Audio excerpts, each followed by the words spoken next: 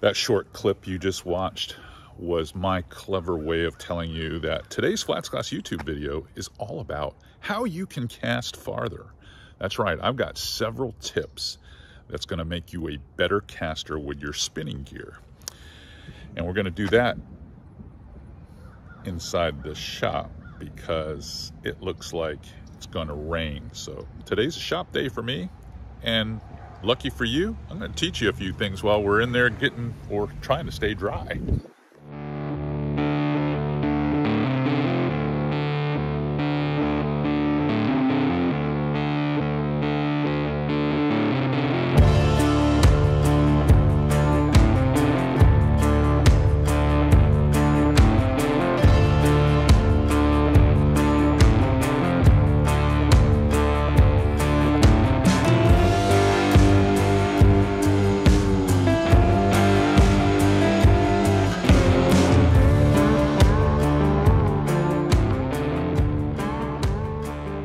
Episode of FlatsClass YouTube is brought to you by Aquatraction, your go-to solution for advanced marine flooring. Before we get started, I want to level with you. This is not a video about making the farthest cast, because that's not real world. If I went out in the yard and pulled out a 7'6" or 7'9" rod and put the lightest braid on it and picked a 2-ounce topwater and sent it down my property, of course it's going to go 190, 200 feet. That's going to happen, but that's not real world. That's not understanding how to cast farther. Because if you're seated in a kayak or you're standing on a tender deck of a skiff, you know, that's a little wobbly and you got to have it, you're looking at this nice, short, tight, compact cast that goes where you want it to go and goes the greatest distance in that little compact cast. Number one tip, and I think is the most important, is understanding with spinning gear the rod to, I'm going to say, lure balance equation. You've got to understand what that is. Now, most of us that fish inshore saltwater for speckled trout and redfish, and some of the Florida guys, you know, for snook and things like that, you guys are going to be throwing, I'm going to say, a list of lures that are likely going to weigh between 1/4 and 3/4 ounce. So spoons, topwaters, jerk shads, you know, especially Texas rig jerk shads like so, that have a little weight in them. Jig and tail combos, lead head with a tail, suspending baits like the Mirrolure. That's what you're going to throw. So you got to pick a rod that accommodates a lot of those. Now, I'm not telling you only need one rod, because that's not true.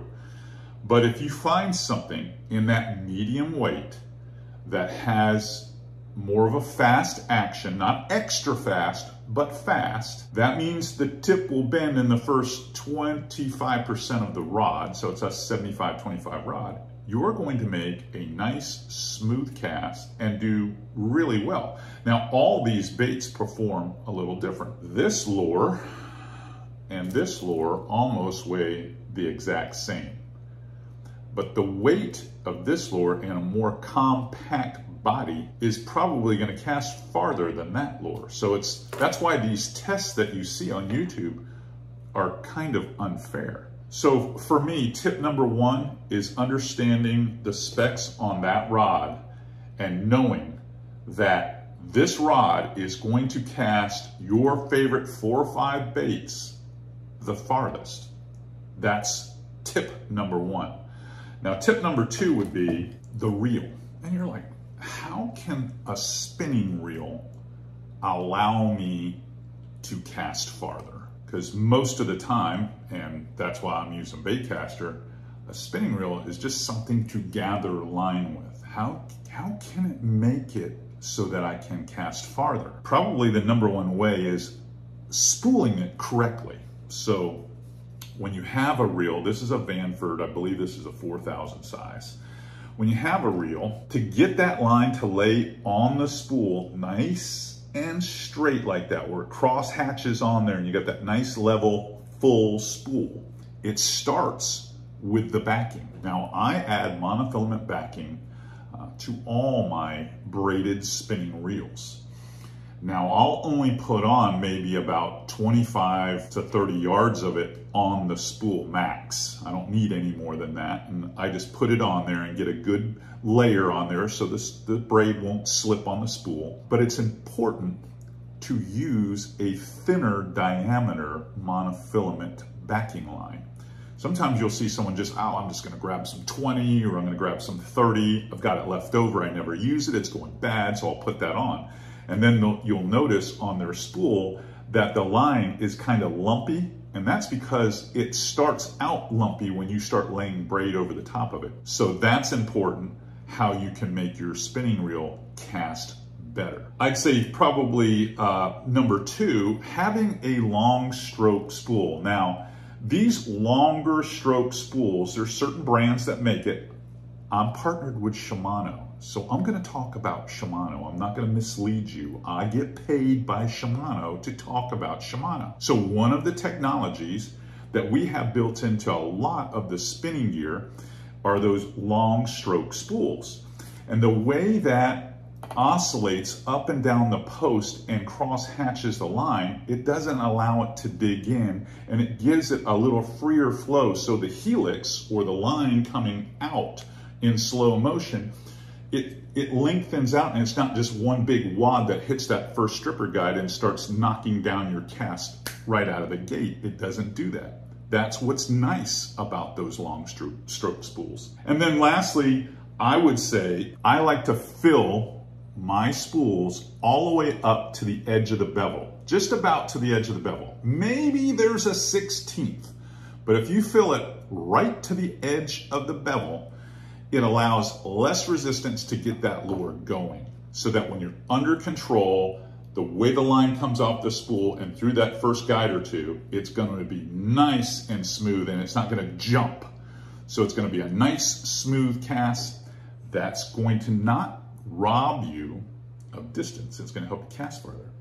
So now we've covered 2 tips. What's number 3? Easy and makes the most sense. It's probably the most important element in the cast, and that is line, the braided line. I'm not going to talk about monofilament, and I'm not going to talk about fluorocarbon. Those are other videos, and that would be like comparing apples to oranges.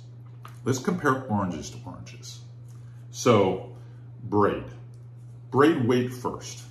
Naturally, the lighter the braid weight, the farther it will cast. If you're throwing 15 pounds, such as this, into the air, it's going to fall faster if it's 15 pound versus something half the diameter, which would be 8, which is what I throw most of the time. On spinning gear, most of my rods are rigged with 8 pound to get long casts. That's even for clientele in my guide business. Now, if I'm fishing cover or something like that, that totally changes, and we go to 15 and sometimes 20. But for most open water, open flats fishing, backcountry fishing, you can get by with 8, and 8 is very strong. It doesn't break right at 8. You tie 100% knot like the modified Albright or whatnot, it will definitely hold up. There are all kinds of braids out on the market. You want to buy a higher quality braid. You pick what you want. I use Power Pro. This is the Super Slick V2. Reason I use it, it has an enhanced body technology, that EBT thing that they talk about all the time. JP DeRose has some incredible videos on Power Pro. If you want to learn more about how they make this stuff up and why it's better, go check out JP DeRose's channel here on YouTube, and you will be amazed. There's not a techier guy when it comes to explaining fishing tackle like old JP. The difference is this is an 8 carrier braid. So instead of most braids that are cheaper or less expensive that might be 4 carriers, like 4 strands, if you will, of Spectra fiber, you know, to round out, it kind of makes more of an oval. This is much rounder because it's 8 of them wound and twisted, and they're all coated. So it gives it a slickness that lasts for a long time. All of those, I'm going to say, features allow for a little longer cast, and and more trouble-free, less wind knot type situations. Because when the line's slicker, when you do get a little wind knot, you can pull it through. And I even have a few tricks with some chapstick that I'll share with you in another video that'll help you out. But naturally, lighter braid weight for sure. And then I would say, in my opinion, higher quality braid in general will make it much better, much better. I'm gonna say tip number 4 is more about the mechanics of the cast. I'm gonna go through those mechanics with you in a second, but I want you to watch this video from probably about a year ago or so that I did when I was fishing up in the Big Bend area and I was throwing the Mirrolure L30. And don't pay so much attention how I'm working the L30 and the snook that I caught, but pay attention to how I am casting. I'm casting not only for distance, but I'm casting for accuracy. So watch this clip right here. It'll only take about 2 minutes. And when you come back, we're going to talk about why those body mechanics are important.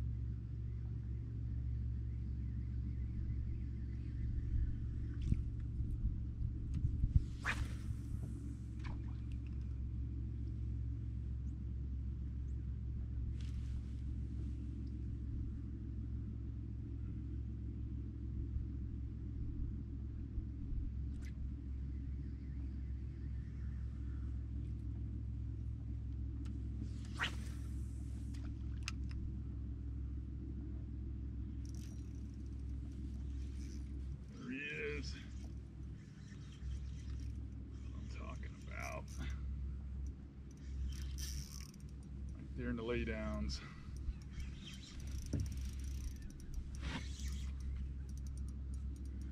Just throwing that L30. Snook.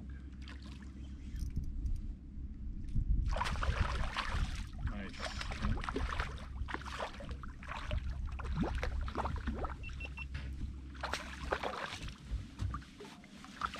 Guys, just throwing these lip baits down these creeks can be all it takes to have a great day.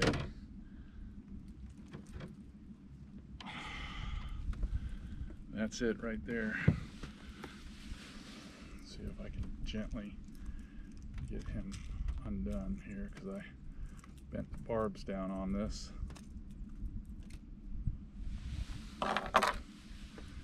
Pretty fish. Put him back in. Go, buddy.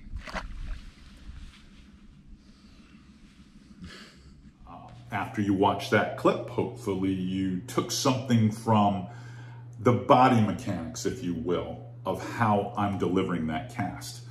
To cast farther doesn't necessarily mean you have to wind up and throw. It's kind of like when you were a kid on field day and they had that softball throw. Those kids that you would expect to throw it farther than anyone else would run up as hard as they can and they'd throw. If they didn't have the timing perfect with all that motion going on, it never really went anywhere. And then you'd have some skitty long arm kid, blah, sit there and take an under control throw and throw it and be able to throw it a lot farther. So same thing applies in golf. Same thing applies in fishing gear. If you have quality gear and your mechanics are good, you're going to cast farther. So I don't use my shoulder. I don't use my torso. I flick the bait. So I load that rod up. I'm loading that rod up and heeling over. It's only at 12:30 or 1 o'clock behind me. It's not way back. It's just right here. And then I unload the energy and it goes where I want it to go. And it goes there efficiently, quietly, and lands perfectly. To do that consistently, you just got to have proper tip speed. You got to understand all those tips I've given you, the rod to lure balance. You got to pick a lure weight that gives your tip of your rod that little bit of bounce. So you might have to let 18 inches out the tip top of your spinning rod, or maybe even 2 foot, but it's usually somewhere in that 18 to 2 foot.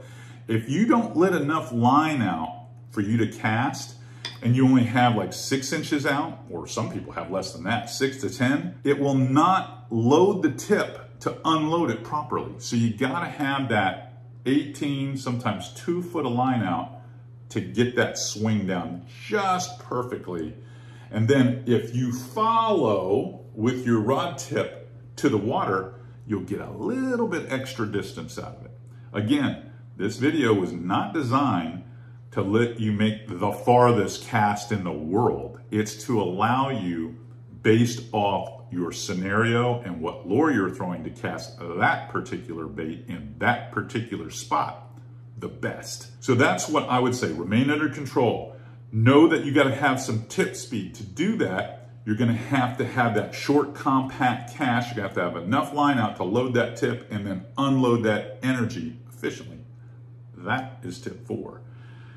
So tip 5 is going to be what I think is a great rod to get you started casting farther. Tip 5 is really kind of a review, the rod to lure balance, buying the right reel, understanding how to manage the line on that reel, what makes both of those work together best, and then naturally the body mechanics that we just talked about. Quality gear would be tip 5. I like high quality gear. Now, not everyone's going to be able to afford, you know, a $300 rod and a $300 reel. I understand that. But there are a lot of price point stuff that you can buy in that $150 to $200 range on the rod side and the reel side that will put you total around $300 to $400 and have a legit shot at consistent casts. When you start getting into those less expensive rods, those more parabolic rods, there's a lot more shimmy in those. They're not as crisp. They're not going to cast as far. They're just not going to cast as far, and that's a fact. It's the same way with golf clubs and everything else that you could imagine, where technology can super, enhance your ability to cast or swing a golf club. It makes a big difference. If you were to nail me down on a certain size, reel, and rod length, and this, that, and the other thing for casting a little farther, naturally a 7.5 foot rod's going to cast a little farther. I mean, a little farther than a 7 foot. It's not going to be that big a difference. And a 7 foot's going to be lighter. So in a day of fishing, that could be less fatiguing.